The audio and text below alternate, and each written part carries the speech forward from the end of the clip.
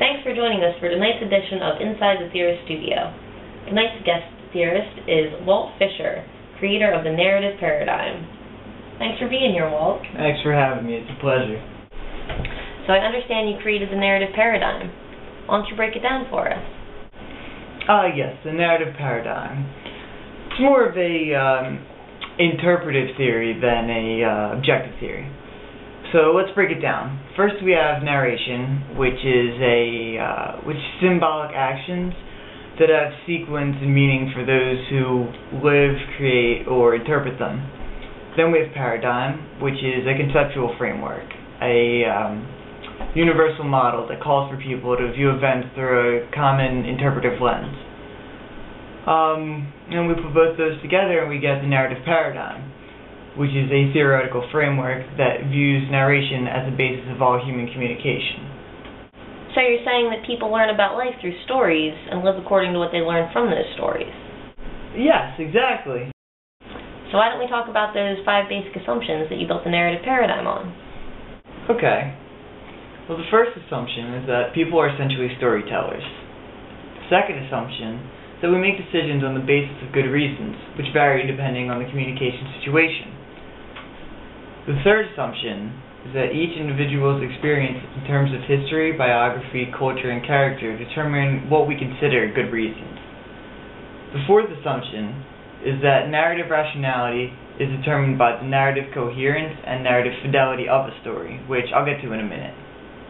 And the fifth assumption is that the world is a set of stories from which we choose and thus constantly recreate our lives.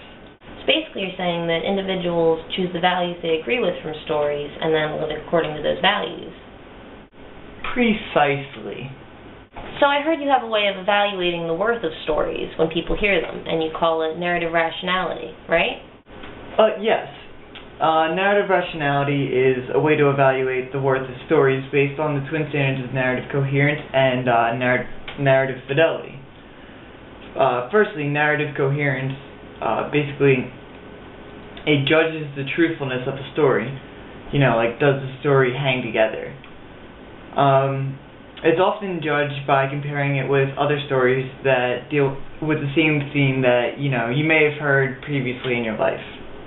So I heard you developed one ultimate test of coherence. Can you tell me what that is? Yes. My ultimate test of coherence is, can we count on the characters in the story to act in a reliable manner? Stories that show continuity of thought, motive, and action are considered trustworthy. So basically you're saying that we use knowledge from other situations that we've been in to judge the trustworthiness or coherence of a story that we hear. Yes, exactly. In fact, let's take a look at an example of narrative coherence.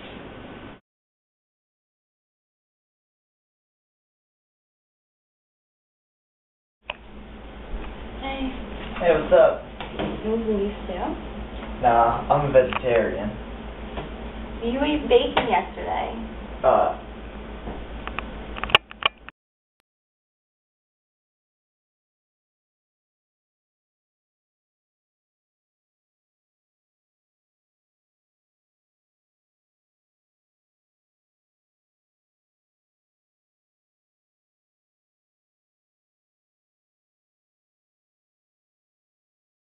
So coherence is one of the things that you use to judge narrative rationality, and the other is narrative fidelity, right?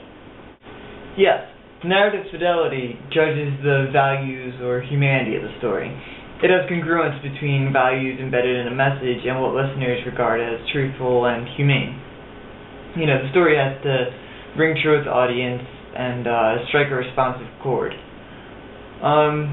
Mainly just values take precedence over hard logic. So when you talk about narrative fidelity, you talk a lot about these good reasons. What exactly makes a good reason? Well, good reasons are based off of values, and there's 5 value-related issues that qualify a good reason. First, the values that are embedded in the values have to be embedded in the message. Secondly, the relevance of the values to decisions made. Do they apply to the situation? Thirdly, the consequence of adhering to those values. Will following the values help or hurt? Next, we have the overlap of the worldview of the audience. Do they agree? And lastly, conformity with what the audience members believe is an ideal basis for conduct.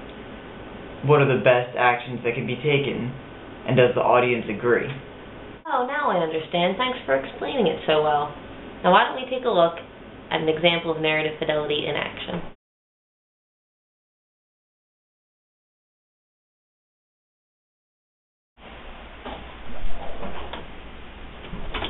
Hi. Hey, what's up? Where you been? I was hunting all day.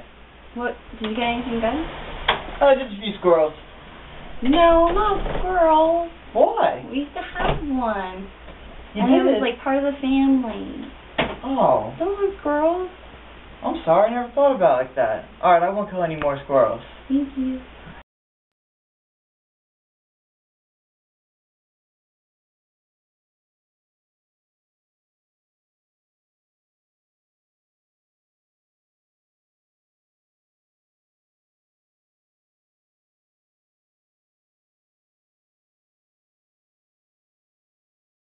Thanks so much for joining us tonight, Walt.